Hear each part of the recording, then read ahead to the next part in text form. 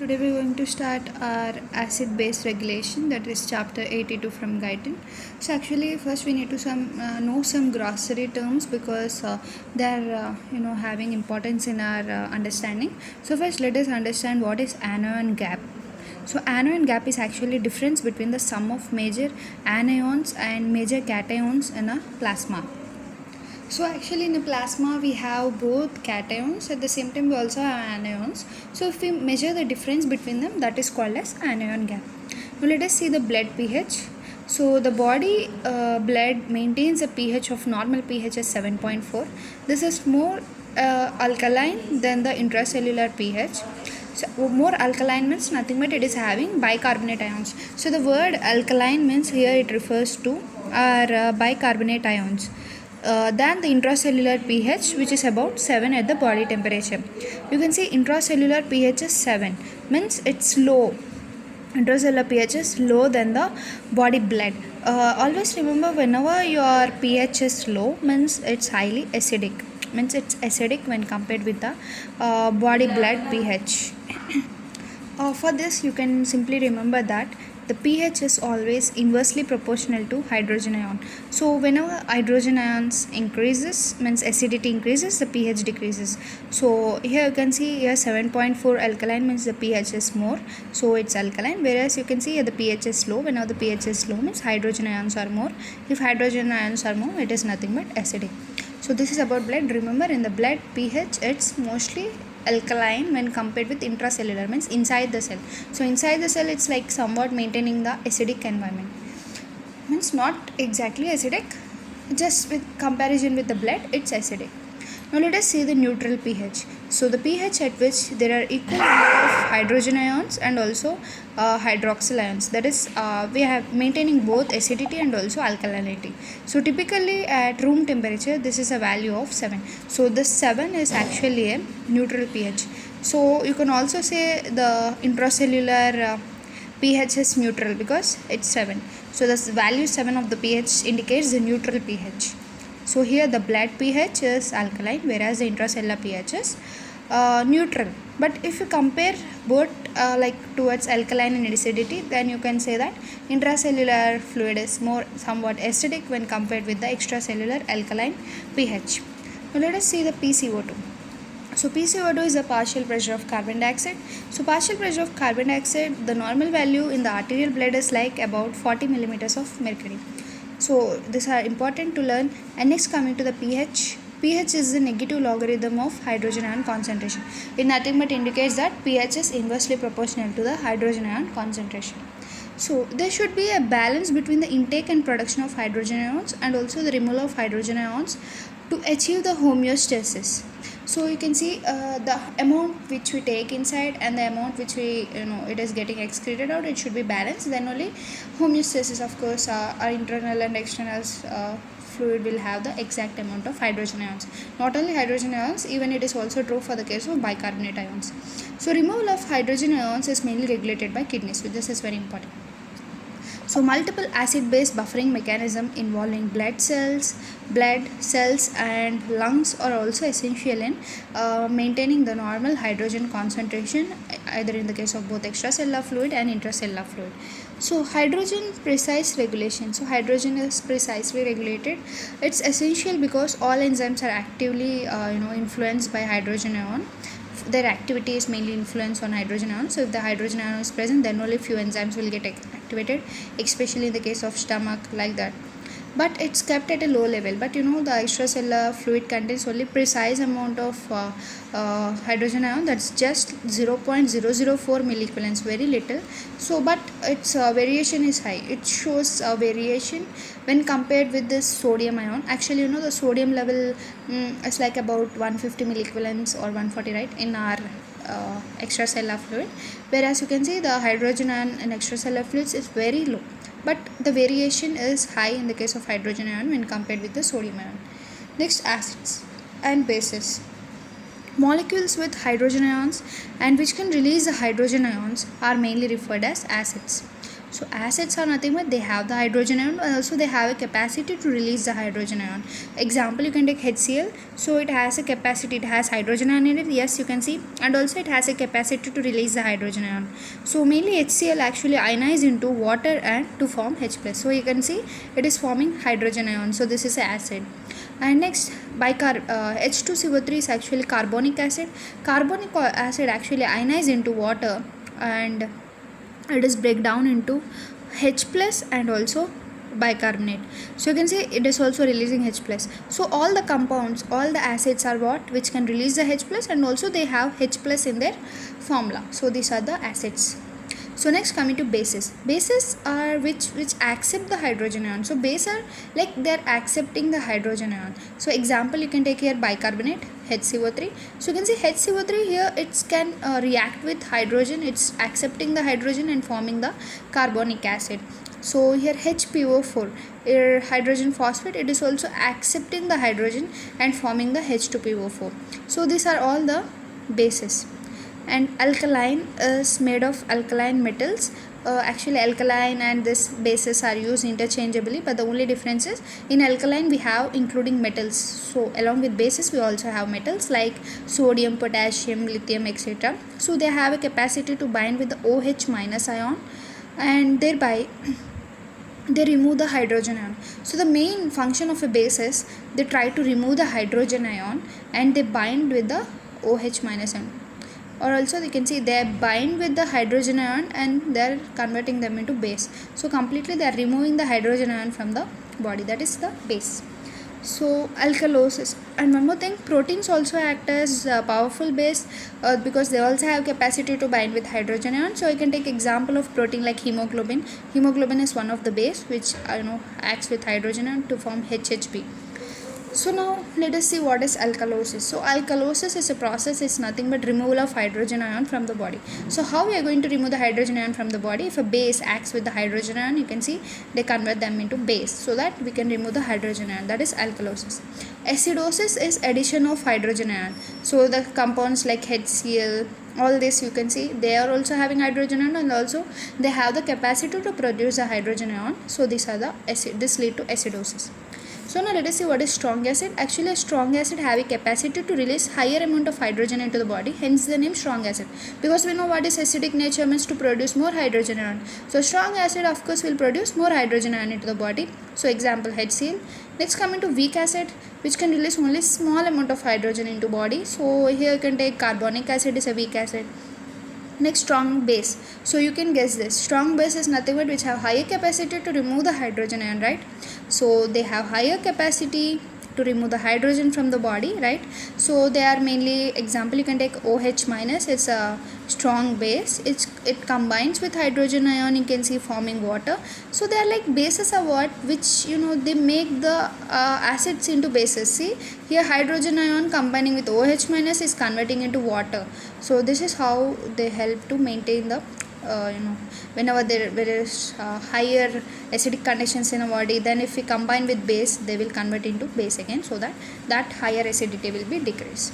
Next coming to weak base. Weak base example we have bicarbonate. So you can understand now weak base is what which can remove only some hydrogen from the body, not that much as strong base. So most of the extracellular fluid have weak acids and bases for the regulation of acid base regulation. So in our body, as we are discussing today we are going to discuss acid base regulation, right?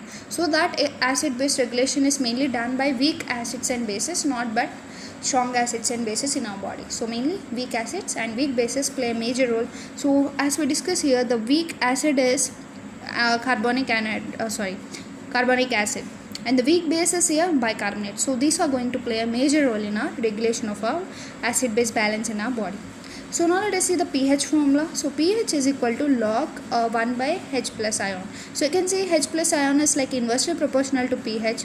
That is also can be written as minus log of H plus ion. And the normal hydrogen ion in extracellular fluid, as we discussed, 0.004 milliequivalents. But if you take it in another formula, in other measurements, you will get 40 nano equivalents per liter. Nano, it's very small. 40 nano equivalents per liter. So normal pH value is like minus log of 0.004, because as the formula pH is equal to minus log of H plus ion. H plus ion value is nanomole equivalents of 40, so it's nothing but minus log of 0.044. So by doing this we'll get the pH value of 7.4.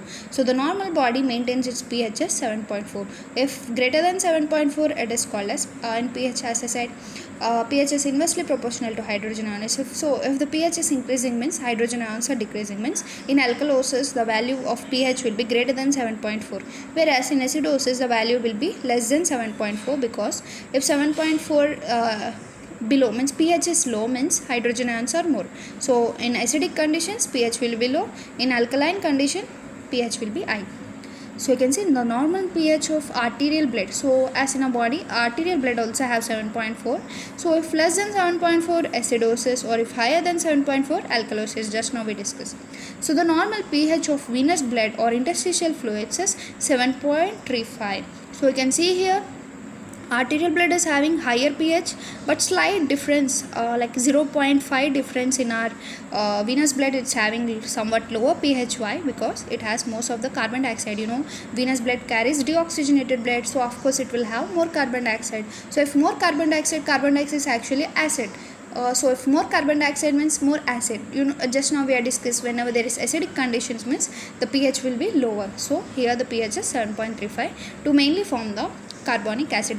Why only carbonic acid? Because we already discussed in the regulation of acid base in our body, mainly weak acids and weak bases are involved. So you can see carbonic acid is a weak acid.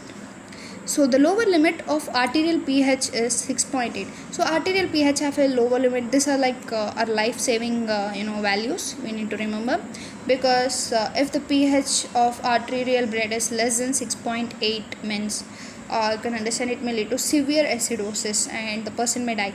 And upper limit is 8, means if it is greater than 8, if the pH is greater than 8, then it may lead to severe alkalosis. So these are the limits. So our pH should be maintained between 6.8 to 8.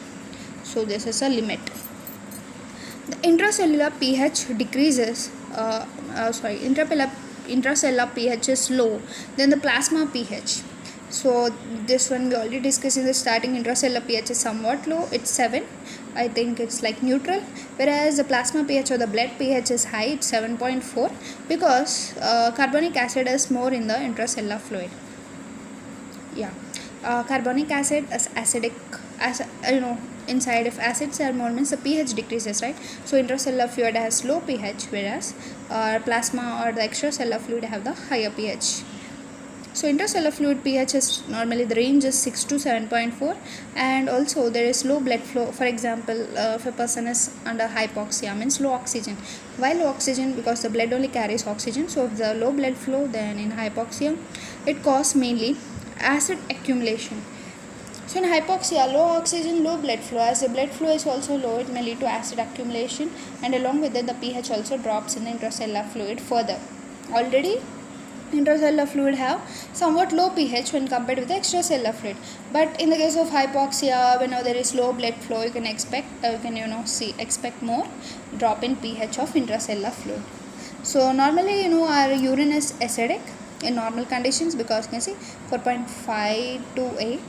Of course it may change, if your body have more acidic, means you are in acidosis, or more acid is in your body, then it tries to excrete more acid from the urine. And if your body is having higher alkalosis, like if you are having more bicarbonate ions, then of course it will excrete more bicarbonates. So that's why the value may also change from 4.5 to 8. The pH of stomach by HCl is like 4 million times greater than the hydrogen concentration in blood. So till now we are discussing that the pH in the blood is high when compared with our intracellular fluid, because in blood we can see alkaline condition, whereas in our intracellular fluid we see acidic conditions, so the pH is low, right? Whereas you can see here the stomach, in stomach there is higher acid. So higher acid means leading to higher acidosis, but it's 4 million times greater than the hydrogen concentration in blood. We are talking now about hydrogen concentration, not about the pH.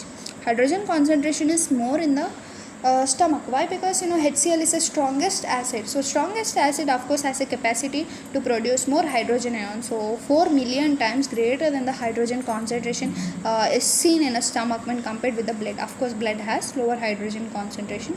So you can see in the stomach the pH is like 0.8. You can see the value has dropped a lot. So you remember, whenever the pH value drops means it's inversely proportional to hydrogen ion, right? So if the pH is dropped means the hydrogen ion will be very much high. So this is seen in the stomach. Now let us see the regulation of hydrogen ion concentration to prevent acidosis or either alkalosis, because if hydrogen ion increases it will lead to acidosis, if hydrogen ion drops it leads to alkalosis. So how it is regulated, let us understand. The first process is chemical acid base buffer system of body fluid, which combine with acid or base to prevent excessive changes in hydrogen ion concentration. So here mainly the buffer system is nothing but the base. The base acts with the acid, that is H plus ion, to convert again into base or some other substance, so that we can decrease the hydrogen concentration whenever there is acidosis. And the second process is respiratory center. Respiratory center mainly regulate the removal of carbon dioxide, because higher carbon dioxide may lead to respiratory acidosis. So to prevent that we need to remove the excess carbon dioxide, and carbonic acid is also removed from the extracellular fluid. And third one is kidneys. Kidneys mainly excrete either acid or alkaline urine. They readjust the extracellular fluid according to hydrogen concentration during normal acidosis or alkalosis, right? Next, the buffer system neither remove nor add the hydrogen ion. So you should understand this.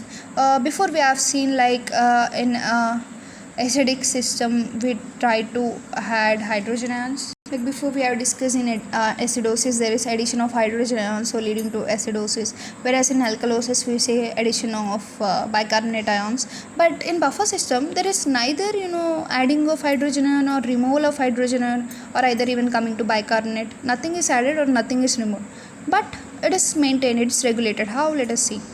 But just put them tied until the balance is re-established. So they are like controllers, they are like gates. Whenever they don't even add or delete, but they just stop them, they balance them. So until the the blood environment or the cellular environment is normal, then they try to release them. So this is the first line of defense of this regulation of acid base balance. And the second line of defense is mainly respiratory system. Within few minutes it eliminates the carbon dioxide and even the carbonic acid from the body. From the lungs mainly. If carbon dioxide is formed as a reaction product, it gets expired out. And the third line of defense is kidney. So kidney mainly eliminate the excess acid or base from the body, but it's slow. But its process is slow, but most powerful when compared with this all type of defenses. So third line of defense is most powerful acid base regulatory system. So in the next video we'll start the buffering, as it will be the part 2.